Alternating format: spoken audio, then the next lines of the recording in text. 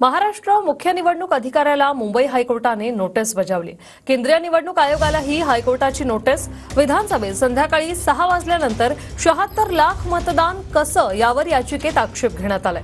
निवडणूक आयोगाने 6 नंतरच्या मतदानाचे व्हिडिओ द्यावे। सुनावणी दरम्यान प्रकाश आंबेडकर यांचा हा युक्तिवाद। 2 मुद्द्यांवरती आम्ही गेलेलो आहोत।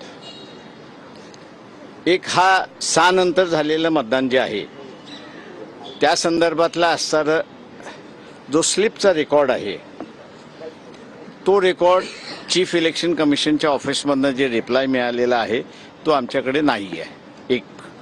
हा एक इश्यू आहे। आणि दुसरा इश्यू असा आहे की रिझल्ट्स इलेक्शनचे डिक्लेअर करताना पोल वोट्स आणि काउंटर वोट्स यांची जुळवणी झाली पाहिजे।